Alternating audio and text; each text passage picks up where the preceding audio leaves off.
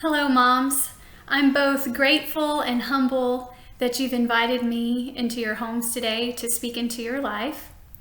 So, as a psychotherapist and mom, I've been struggling to find my purpose during this pandemic. Sure, I've been creating coping videos for my place of employment and placing them on social media, but I'm not quite satisfied as the material is quite generic, not offering much connection. So today I want to attempt to quench an undesirable thirst to connect with other moms by taking off my professional veil and becoming unashamedly authentic with you today. So I want you to know that I am navigating through this crisis too, and am eager to walk with you. I'm going to be real with my audience today and validate that if you're a working mom like me, teleworking is now harder than being at the office because we have to tend to our kids or help them with their own schooling and other things that occur throughout the day, which greatly interrupts even our teleworking time. If you're a new mom, I want to validate that this absolutely stinks for you because this is the time in your postpartum period where you need social connection most and support. If you're a preschool mom, I want to validate how difficult it is with those tiny human beings who are cooped up in the house with you and cannot have live play dates. If you're a school-aged mom, I'll validate you when we talk school in a little while. And if you're an empty nest mom, my heart hurts for you that you can't offer the physical comforts to your grown children that they might need right now.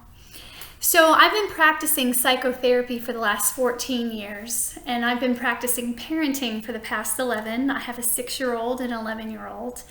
And let me validate for you that our feelings of sadness, disillusionment, fear, and regret as moms were occurring well before this pandemic. So who are we to think that they'll magically disappear during the pandemic? But we've also experienced feelings of triumph, joy, competence, hope, which I'm sure you've also caught yourself feeling during this pandemic. And this is what we tend to do. We tend to categorize our feelings in either positive or negative light. And so today, from now on, I want to challenge you to think of your feelings as neither positive nor negative, but simply as signals. And in being genuine with you today, I'll share a little bit of what that looks like. So when this pandemic first started, I started having heart palpitations, which is not new for me, but my heart's been checked. Everything looks great. Everything's healthy. Had to cut back on some caffeine a while back. So I thought, okay, maybe I need to cut back on my allergy medication. So I cut back on Zyrtec. So even though some of the palpitations have subsided, I'm having the unsavory allergy symptoms, but even so, I noticed that I was still having some level of unsettling feeling, and as a therapist, I know exactly what that is, and that's just an underlying feeling of anxiety.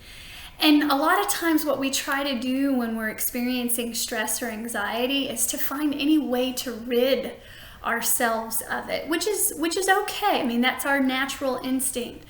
But in all the years of providing psychotherapy, what I would tell you is in this moment, or in these moments of stress and anxiety, there's a different way to go about it. And that way is to actually attend to the anxiety that you're feeling. And again, it's a signal. Anxiety was signaling for me to do something different. So in the midst of gathering all my materials from work so that I could begin teleworking, helping my kids get all their materials from school so that I can start schooling them, and then meeting the demands of everything else in my home, making sure I had groceries, making sure I had toilet paper, making sure I had all those things for what would become a prolonged process. So following my own advice and viewing this as a signal, I started to really sit with it and ask myself, what is it trying to tell me?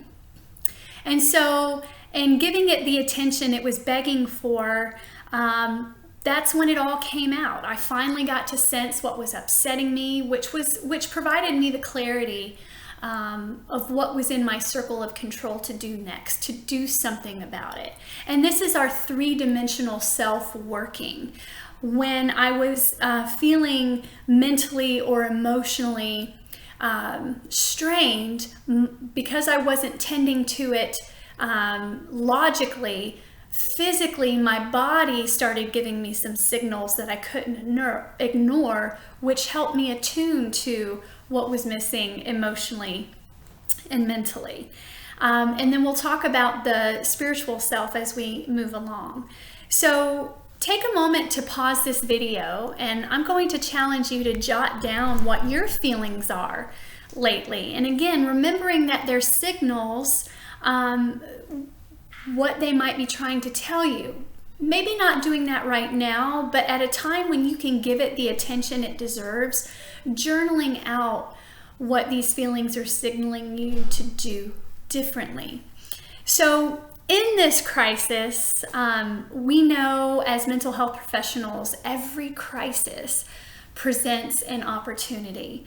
When I take stock of what opportunities were created for me personally during this very trying season, I've learned occupationally I've grown in social media use because my audience is geographically dispersed. I'm new to the job, this specific role since December, and now I'm getting more on social media, learning the tricks of the trade, and boy, have I grown occupationally. And also I've really connected more with and bonded with my coworkers. So it's like we've known each other for years now rather than just the past 3 months. Relationally, I've been awarded the luxury of truly savoring walks with my girls. And because of the demands of teleworking, I haven't been able to give the girls all my attention that I would like. I mean, that would be great, but I still have a paid position that I have to attend to. But because of that, when I've had to tell them, hey, mom will be ready in a little while, I've learned to empower them more and entrust them more to pace themselves, which has caused me to view them differently. And one of the positive side effects is I've learned that my 11-year-old, I can give her a box of brownies and she can whip them right up on her own without any supervision at all. And for my 6-year-old, I've learned that she can pace her own schooling. And boy, I'm thinking they're growing up, they're maturing. So it's causing me to even parent them differently. And it's been a good thing. Physically, I've had more time to jog, which positively impacts me mentally and emotionally as well. So again, every dimension of my three-dimensional self is being impacted. And spiritually, I've even practiced more acceptance and release of the things that I can't control. And that's the role of stress, which when viewed as a transformational process, we can learn and we can grow from it.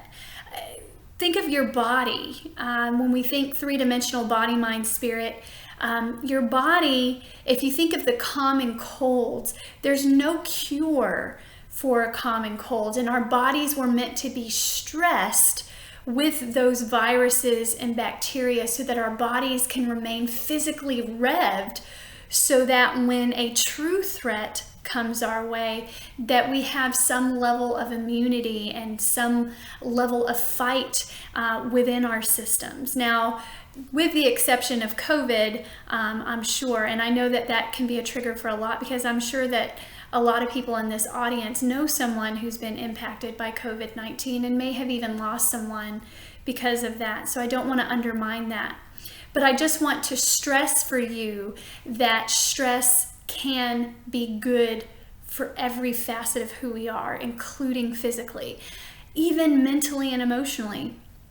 We're hearing in the news that COVID-19 is surviving because it's one of those viruses, like any virus, that wants to coexist with us, because if we die, then it dies. So we are a host to stress. It's like a virus.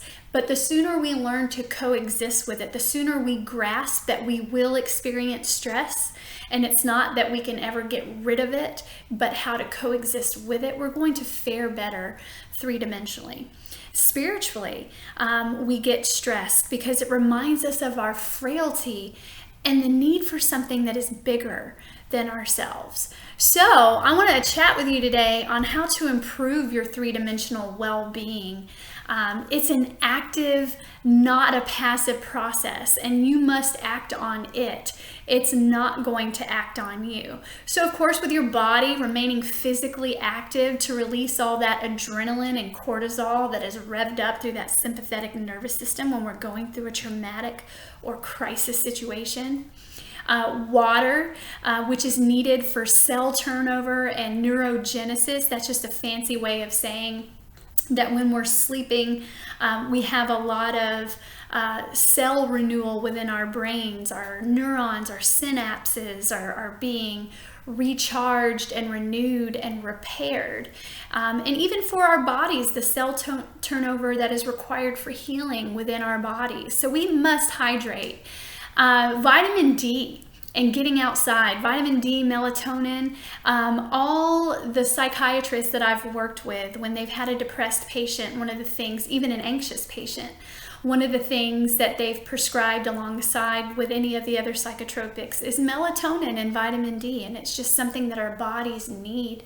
And it also helps us with our circadian rhythm and getting our sleep cycles on balance. And then of course for our minds, some of the things that we need to do to improve the well-being of our mental and emotional state is providing routine and structure with flexibility. And I have a funny story in a few moments where I say flexibility because of what we try to do in our mind's eye may not always become reality. So remaining flexible and adaptable. And humor goes a long way. When we laugh, we are carrying more oxygen to our brains. And so when we laugh, it is our brain's equivalent to taking a deep breath. So living in the moment is something that is healthy for our minds and our mental and emotional well-being, because when we're in the moment, we're focused on the here and now instead of worrying about what we did yesterday or what may or may not come in the future. So one of my favorite quotes is, when you're anxious, you are living in tomorrow. And when you live in tomorrow, you are robbing yourself of today. So practicing acceptance can be something that would be helpful to our mental and emotional well-being as well. And I can't emphasize enough, in the COVID pandemic, absolutely, we've increased social media usage because we want to remain virtually connected, and that's healthy. But one of the things that we have to decrease are our unrealistic expectations of ourselves and our families and our children, our husbands. Release all those things, and also decrease the amount of comparisons that we might make, because you might even be watching this video and you don't even know what I did to even look like this today. Hey, I had to use dry shampoo because I didn't feel like taking a shower, because later I want to go for a jog and I didn't want to have to take two in one day. You don't even know what the back of my hair looks like. You don't even know what I'm wearing beneath this shirt. So you can't trust what you see on social media to be the reality that you think it is. So you really must challenge those comparisons. And I am wearing work pants just to keep your mind from going all over the place. But you want to, one of the things I would challenge you to do is to think excellence over perfection, because I'll be honest with you, I am a recovering perfectionist. And over the years, I have done things intentionally wrong and have released it, like a typo in an email, sending it anyway, and just releasing it. I'm not meant to be perfect. I'm not expected to be perfect. And so instead, I strive for excellence over perfection. And then we get into the spirit, and whether you are, and we're not even talking about religion, we're talking about your spiritual self. And even popular psychology has shown research and evidence to support that we are spiritual beings. And I'm not here to lead you in one direction or another, but part of our spirit still need to be fed. And one of the ways we can do that is through mindful meditation. And one of the things that Christians use is prayer, and it is a wonderful release. One of the things I would add under spiritual well-being is establishing a tribe, because we were never meant to do anything alone. We are pack animals. We are meant to be with each other. So if we can find that 3 a.m. friend that's going to help us through a difficult time, where we can call them up and say, hey, I need to go to the emergency room. Can you come over and watch the kids? Or, hey, I'm feeling down right now and I would love to have a crying partner, or just someone to listen me rant and rave about whatever I need to talk about today. So community heals and relationships heal. So that's important within this. And even within our spiritual domain, our locus of control. And that is really when we're focused on what we ourselves can control, but not focused on what everyone else is doing. And when we learn to stay within our lane and focused on what we can control, we're less anxious in and of itself, because then we feel like we are more in control, because we're focused on what we can do about a situation, not expecting other people to do things for us. We act for ourselves. And then there's the role of expectation within our spiritual domain as well. So there, in popular psychology, and from one of the famous psychotherapists who created a therapeutic technique, she stated that there are 4 options when responding to a crisis or stressful situation. One is to change it if we can. And if you can't, then you accept it. And acceptance doesn't mean you have to like it or that you have to agree with it, but it sets you up for option number 3, which is making it better. If we've accepted that we can't change a situation, then we can start mobilizing to do things that are going to make it better. And we always have option number 4, one that I try and stay away from, but it is, and we always have the option to make it worse. Now, I'm not all the time choosing number 3 if there's a situation that I can't change. There are times when I have made situations worse. And sometimes I've done it on purpose, if I'm being quite honest with you, because I want to go for a little shock value and shake it up and then see what happens. But in the end, if you don't like what you've done, you can always go back and try a little relationship repair. But we want to get into the habit of practicing making anything better that we can't change. So moving forward, let me go ahead and validate the huge elephant in the room, that in our lifetime, no one has ever had to do what we are doing now. And that is schooling our children, because the school systems have closed for an undetermined amount of time. That's rather scary. And one of my bigger stressors right now is taking on the role of teacher. But even that role is a misnomer. I am not the paid teacher. You are not the paid teacher, unless you happen to be a teacher in the school system who is doing this. You are a parent who has been asked to work with the paid teacher in assisting your child in meeting the school's educational goals. So if your child does not meet those goals as you hope they would, please do not view this as a poor reflection of yourself. Now, if you're sitting on your haunches and doing nothing, absolutely, maybe guilt could serve as a signal for you to do something different. But if you are doing your best in helping them, and they're still deflecting or not listening, this is not your failure, and I don't want you to absorb anything that is not yours as yours. So Heather Ann, a curriculum specialist, penned an article recently that reminds us that we are not homeschooling our kids, but we are engaged in a very different process called crisis schooling. And she compares the two. Homeschooling is a choice that is made by parents where they've spent several years ahead of time even thinking about whether they were going to homeschool. And when they made the decision, they've spent several months ahead of time researching and implementing curriculum and lesson plans. We did not make that choice. So let's go ahead and release that. She reminds us to use this as an opportunity to do something radical with our kids, whether you've been blessed with lesson plans and worksheets by your teachers or not.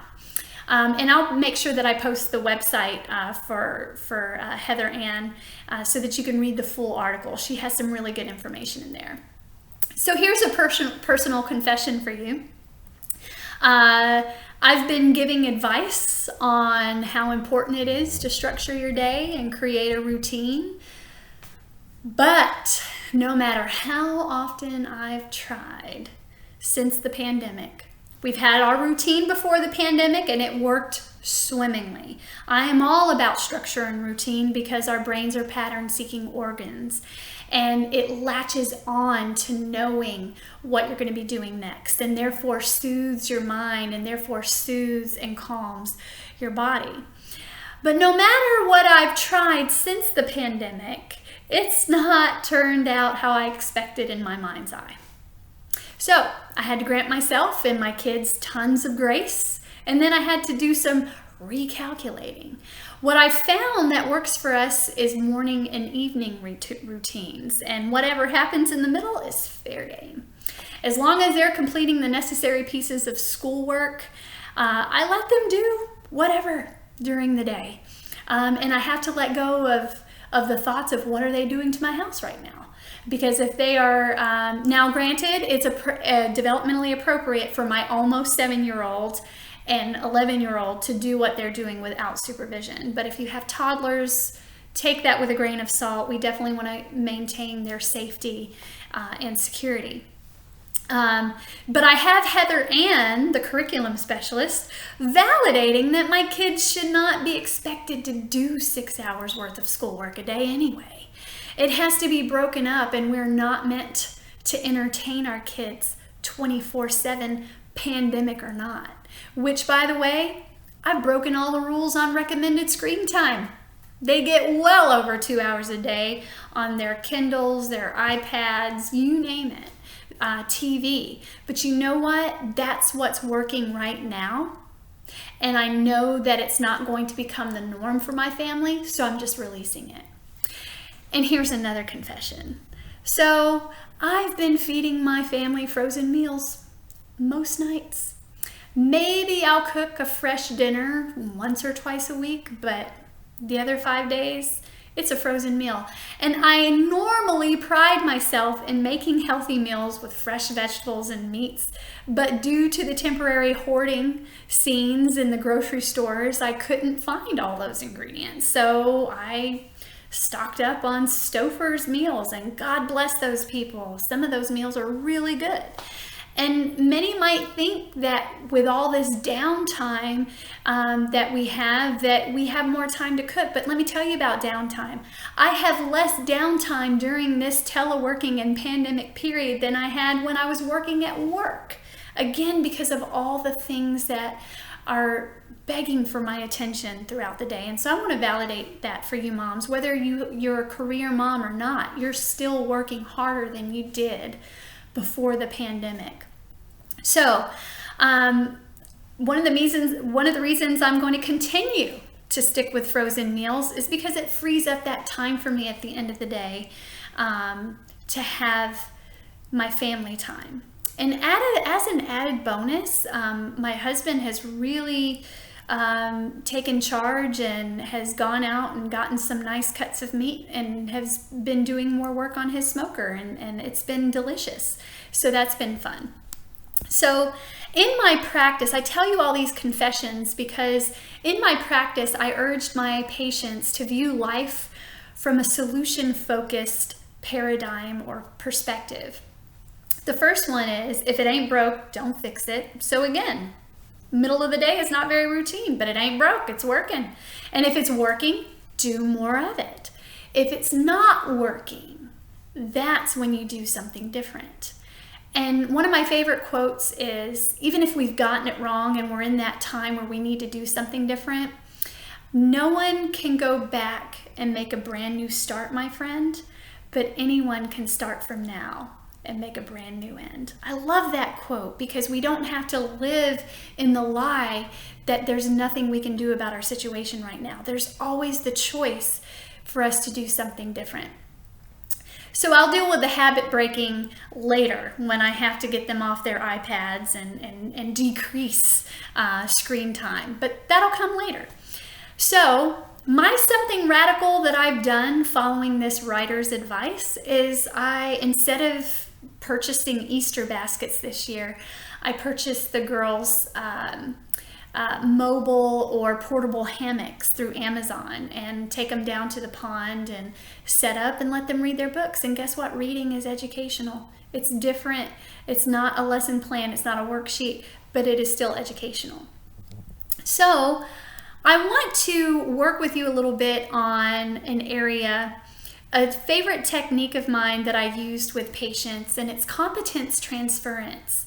That's when we take all your skills and strengths that you naturally have because of a profession or because of a role or because of a hobby that you have, or maybe a sport you play or an instrument that you play, where you have a set of skills and strengths within that area that you can take and transfer or generalize in any area of your life right now where you're struggling. And most moms are struggling with what we're doing with our kids right now. So for instance, as a therapist, I could take my therapist skills and generalize them to working with my girls. Even though I want to pull my hair out sometimes by the end of the day, I remind myself that I have the skills and strengths of listening, of empathy, of grace that I can use with them so that I'm not going to harm them. And I'm being very humorous with this, but I'm also being very serious in that if I can do this with a complete stranger, why would I rob my kids of some of my best moves that I have? If I can work with a maximum security inmate and have the tools to soothe a beast, surely I have what it takes to work with a tween in my house. So what are your skills and strengths? Pick an area, something that you take a lot of pride in. Maybe it is that sport that you play or the hobby that you're involved in or your work. I'm very passionate about my work. I love what I do. So pause for a moment and jot that down and then come back later and then write all those skills and strengths that you have and give it a try and transfer that towards your kids throughout the day. And possibly we can set up a time to talk about this to where we can go over it a little bit more and drive it home. So I want to give you a little visual that I like to give patients when I was in private practice. So this is a stone, and it's a seemingly small, insignificant thing, yet it has great power. If I were to drop this stone in a pond, the pond would have a ripple effect, but it only took a small, seemingly insignificant thing to make the water move. It didn't take a boulder, it only took a small stone. And so I use this as a symbol to give you a visual that whatever you're wanting to do differently as a result of watching this video, maybe spending more time with your kids or connecting more time with your kids. Maybe you've been carrying a lot of guilt because you've been pushing them away and just needed your time, which I'm not going to judge you on that. But maybe you're wanting to do something different today. Just a small thing whatever you choose to do, whether it's giving them 10 minutes of undivided attention where they get to choose what they do with you, that's small and seemingly insignificant. But if you do that, one small thing here and one small thing there, before you know it, you've made a big difference. So take that and use that today, and hopefully my confessions and some of the pointers I've given you on tending to your three-dimensional well-being will be helpful for you today. And in continuing with my Christian friends, with this stone, of course, we know the story of David and Goliath. He was someone who knew what his skills and strengths were. Imagine this is a shepherd who has clocked out and has gone and seen his brothers, warriors, on a battlefield and has seen Goliath taunting the Israelites. And David, he knew, even though he wasn't a warrior, a trained soldier, that he had what it would take to defeat Goliath. And listen, we all have a Goliath in our lives right now. Whether it's parenting in this crisis situation, whether it's schooling in this crisis situation, or being a nice wife in this crisis situation, we all have some level of Goliath right now. And maybe even for some watching this video, my heart just goes out to you. You might even be grieving the loss of a loved one right now and can't even be with them. I can't even imagine what you're going through. We all have some level of Goliath. So when David saw Goliath, he thought in his mind, wow, you know what? I have a signature move that I've used with my sheep to protect my sheep that has brought several wild animals down in order to protect those sheep. So of course we know the story. And by the way, if it's been a while since you've read the story of David and Goliath, I would encourage you to read that so that you not only have the PG Sunday school version, but you get the full Game of Thrones version with the beheading and all that. It is absolutely powerful. I hope one day they make a major motion picture about the story of David.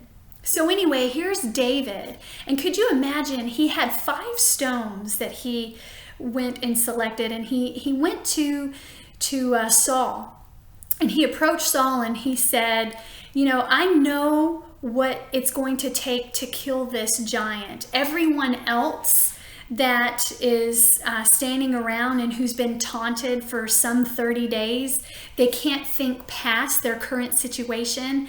And what I heard a pastor's wife say, so this is not my own, recently, is that they were experiencing battle fatigue. They were so caught up in their own distress that they couldn't even think clearly of any other way to defeat something that they've never seen before. They didn't know what to do with it. And isn't that exactly what we're going through in this pandemic? We've never seen it before. We don't know what to do with it.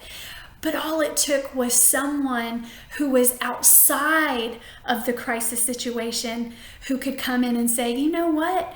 You're all stuck in your warrior thinking, but because I'm an outsider, I can look at this freshly with new perspective, and I have a signature move. So as we talk about this further, and I'll give you some more information in a bit, we'll continue the story. I want you to start asking yourself what your signature move is, what that one small thing might be that is ultimately going to bring your giant to its knees. And just long enough, as we see in David's story, where he can behead the problem at the root. Now, back to Saul. So David goes to Saul and he's telling him that I can do this. I can defeat the giant. One of the prayer warriors, before the pastor's wife got up and spoke about David and Goliath, she brought my attention to this. She said when he was talking to Saul, and probably because of Saul's own guilt or because of Saul's hardened heart, and again, because of the guilt that he may have been experiencing. At the end, he allowed David to go out for battle, but for liability reasons, for sending a child out to battle and probably to help make himself feel better about himself, he offered David his armor. And at first glance, you might say, "Aw, that was nice," right? But again, I think it's liability. And we know that the Spirit of God had already left Saul anyway, so I'm not sure what good was coming from that. So she made the point that Saul was trying to put armor on David that he didn't need. And David even said, gosh, I haven't proven this armor, which means he's never used it before. He's not experienced with it. And if he did wear it, then maybe he would fail because he wasn't used to wearing armor with his signature move. Instead, what that shows us in the story is that David trusted that God had already equipped him with everything that he needed to defeat that giant. And isn't that what our God does? He equips us before he sends us. So here's the other point that she made. What armor are you trying to either put on yourself, or is someone else attempting to put on you that you don't need and you just need to shirk off? Maybe it's a parent trying to speak into your life and trying to control your life. Maybe you need to shirk that armor off and say, "Mom, Dad, I know you're trying to protect me, but my husband and I have this. We got this. Let's all trust that God has equipped us to do what we need to do." Maybe it's a boss that is trying to put more armor on you than you need, and you need to shirk it off and ask your boss to empower you and to trust you that you are capable of doing this.